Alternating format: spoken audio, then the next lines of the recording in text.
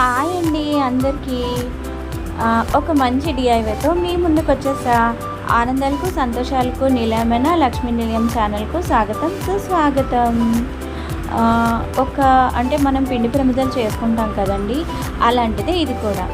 So ఒక Fevicryl colour bottle తీసుకొని next half cup గోధుమ పిండి, ఫుల్ కప్ బియ్యం పిండి తీసుకొని ఈ గ్లాస్లో ఇప్పుడు మీకు చూపించాను కదండి కలరు, ఆ కలర్ని అందులో వేయాలి. అది బ్రష్తో తీసి వేస్తే కొంచెం అదేంటంటే కొంచెం గట్టిగానే ఉంటుంది ఆ కలరు. అది ఏంటంటే మన బ్రష్ మనం పెయింట్ వేస్తాం కదా, ఆ పెయింట్ బ్రషెస్తోని కలర్ తీసుకొని ఆ గ్లాస్లో కొంచెం వేస్తే చాలండి. ఇంకా ఆ తర్వాత అందులోనే వాటర్ వేసుకొని వాటర్లో ఆ కలర్ వాటర్ లాగా ఆ కలర్ని ఆ బ్రష్తో బాగా కలిపేస్తే అది ఒక కలర్ వాటర్ లాగా అయిపోతుంది. ఇది బాగా కలపాలండి, కలిపేస్తేనే అది కొంచెం ఎక్కువ హెవీ వాటర్ వేయద్దు, కొంచెం థిక్గానే కలర్ ఉండేలా చూసుకోండి. ఎందుకంటే మరీ వాటర్ ఎక్కువ వేస్తారంటే అది మళ్ళీ పలచగా అయిపోతే మళ్ళీ కలర్ లైట్గా వస్తుంది, మళ్ళీ కలర్ మనకి కావాల్సిన కలర్ రాదు. మళ్ళీ ఇది చూసారు కదా, గిన్నెలోని గ్లాసు బియ్యం పిండి ఇంకా హాఫ్ గ్లాసు గోధుమ పిండి వేసుకొని కొంచెంగా వాటర్ అలా వేసుకుంటూ అలాగా కలుపుకుంటూ ఉండాలి. అదే అండి మన గోధుమ పిండి అది చపాతీలు తర్వాత పూరీలకి మనం పిండి కలుపుతాం కదా, అట్లా కలుపుకోవాలన్నమాట. ఎక్కువ వాటర్ వేయకండి, కొంచెంగా వేస్తే అది కొంచెం గట్టిగా అవుతుంది. మరీ పల్చగా అయిపోయిందనుకోండి అది మనకి కావాల్సిన షేప్లో మనం తీసుకోవడానికి మళ్ళీ అది జారిపోతూ ఉంటుంది. నాకు ఫస్ట్ అలాగే అయ్యింది. మీకు ఒకవేళ మెత్తగా అయినట్లయితే రైస్ ఫ్లోరే కలపండి, మరి గోధుమ పిండి కలపద్దు, మళ్ళీ మెత్తగా అయిపోతుంది. ఇలాగ 2 ప్లేట్స్ తీసుకొని ఇంకో ప్లేట్, అదే పెద్ద ప్లేట్ ఇంకా చిన్న ప్లేట్, ఈ 2 ప్లేట్స్ తీసుకోండి. ఈ ప్లేట్స్ దేనికి అంటే ఇప్పుడు మీకు చూపిస్తాను చూడండి. ఇందులో కొంచెం ముద్ద తీసుకొని ఆ చిన్న ప్లేట్లో వేసుకొని ఆ చిన్న ప్లేట్కి అలా అద్దుతూ ఉండండి. అలా అద్దుతూ ఉంటే అది కొంచెం ఏంటంటే మనకి పిండి ప్రమిదలు చేస్తాం కదండి, మనం పిండి ప్రమిదలు ఎలా చేస్తాం ఇలాగే కదా, కొంచెంగా పిండిని యాడ్ చేస్తూ మనం పిండి ప్రమిద చేస్తాం కదా, అట్లాగే ఇలా కొంచెంగా పిండిని యాడ్ చేస్తూ పిండి ప్రమిదల షేప్లోని మనం దీన్ని ఇలాగ ప్రిపేర్ చేసుకోవాలన్నమాట. ఇలాగ చక్కగా పిండి ప్రమిద షేప్లో ప్రిపేర్ చేసుకోవాలి. అమ్మవారికి కమలం అంటే చాలా ఇష్టం కదండి, అమ్మవారి కొలువై ఉండేదే కమలంలోని. సో నేను చాలా వరకు ఏంటంటే బ్రాసియాస్ చాలా చూశాను, లోటస్తోని బ్రాసియాస్ చాలా చూశాను. ఒక్కవేళ మన దగ్గర అలాంటి లోటస్ బ్రాసియాస్ అలాంటివి లేనప్పుడు మనం ఇలా కూడా ప్రిపేర్ చేసుకుంటే చక్కగా ఒక మంచి ఫీల్ వస్తుంది. ఏంటంటే మన చేతితో మనం చేసుకుంది ఏదైనా సరే మనకి ఆనందం కదండి. ఒక లోటస్ దియాలాగా దాన్ని ప్రిపేర్ చేసుకొని అట్లా దాని చుట్టూ కూడా అట్లాగే పెట్టి అలాగా ఒక మనం పిండి ప్రమిదలు చేస్తూ ఉంటాం కదా, అట్లాగా పిండి ప్రమిదలాగే దీనికి చుట్టూ కూడా అలా యాడ్ చేస్తూ కొంచెం థిక్గానే వచ్చేలా చూసుకోండి. ఎందుకంటే ఇది ఏంటంటే మనం మామూలుగా పిండి ప్రమిదలు అయితే రౌండ్గా చేసుకుంటాం, కానీ ఇది మామూలు పిండి ప్రమిదలా కాదు కదా, ఇది రౌండ్గా చేసుకొని మళ్ళీ దానికి చిన్నగా లోటస్ షేప్లో రావడం కోసం మనం ఏంటంటే దానికి పెటల్స్ కూడా వేస్తాం కదా.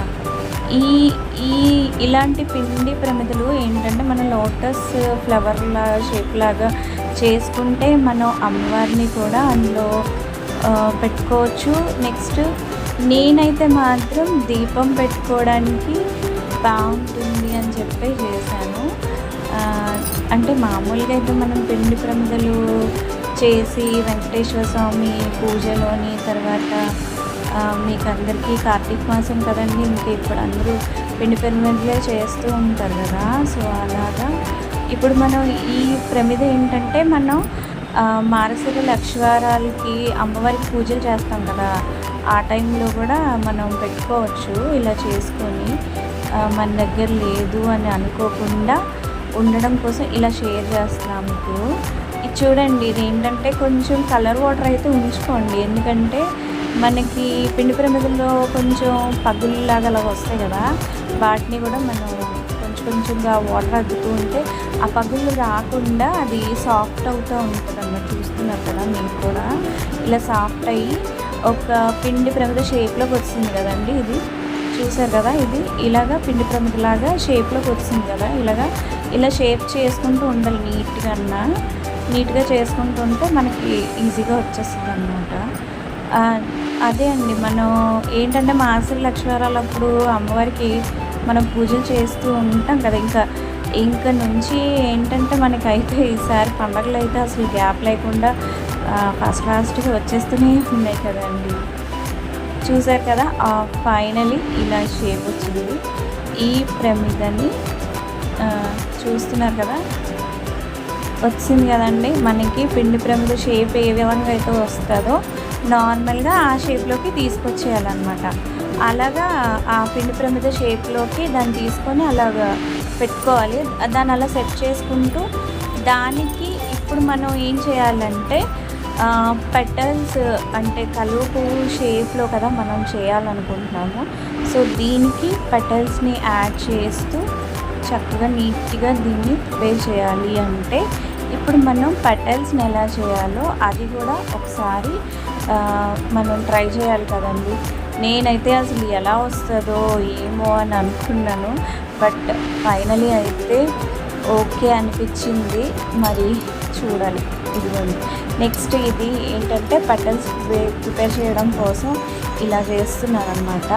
నేను మీకు ఫస్ట్ చూపించాను కదండి, చిన్న ప్లేట్ ఇంకా పెద్ద ప్లేట్. చిన్న ప్లేట్లో ఏంటంటే ఒక ప్రమిద షేప్లో చేసుకోవడం కోసం చిన్న ప్లేట్ చూపించాను.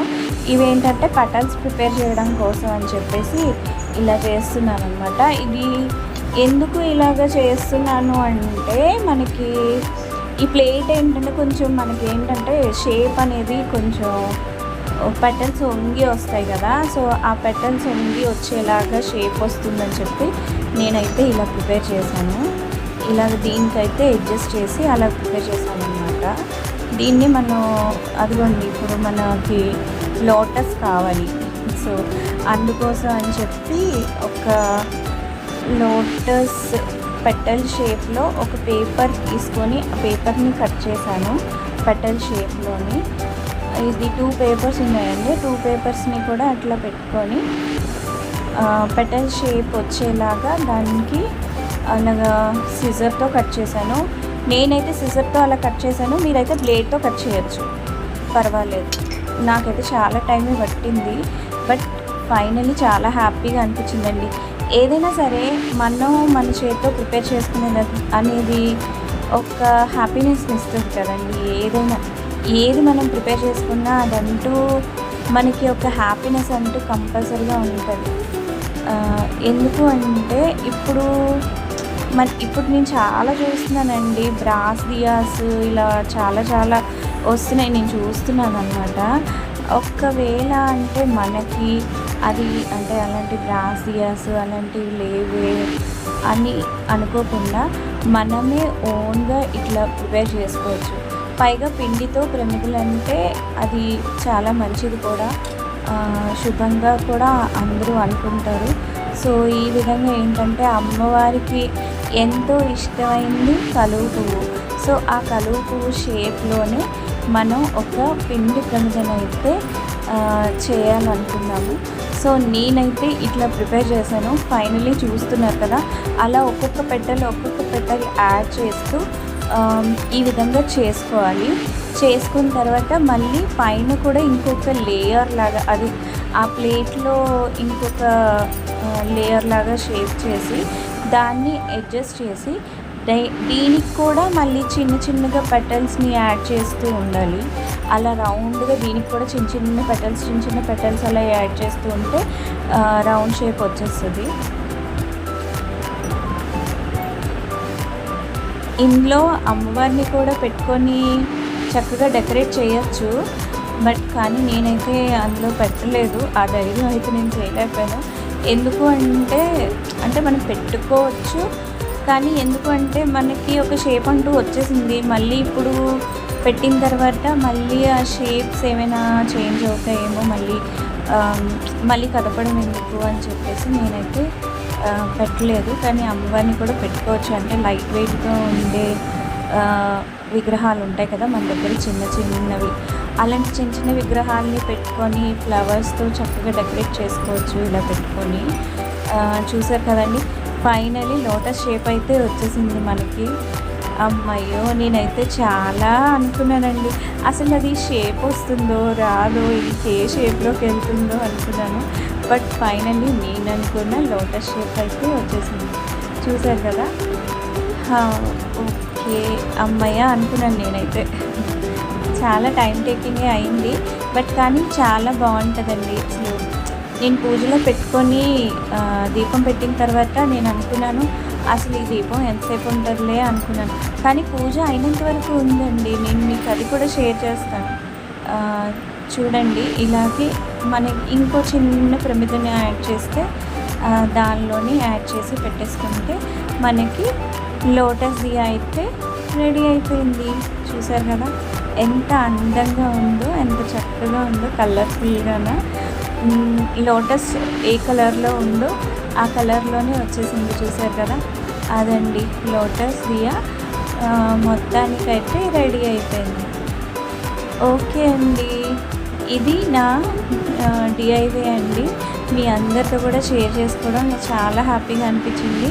సో మీకు ఎలా అనిపించిందో తప్పకుండా నాతో షేర్ చేసుకోండి. నేనైతే ఇది ఎలా వస్తుందో ఫైనలీ ఒక అందమైన షేప్ అయితే వచ్చేసింది. చూసారు కదా ఫ్లవర్ దియా. బాయ్ అండి.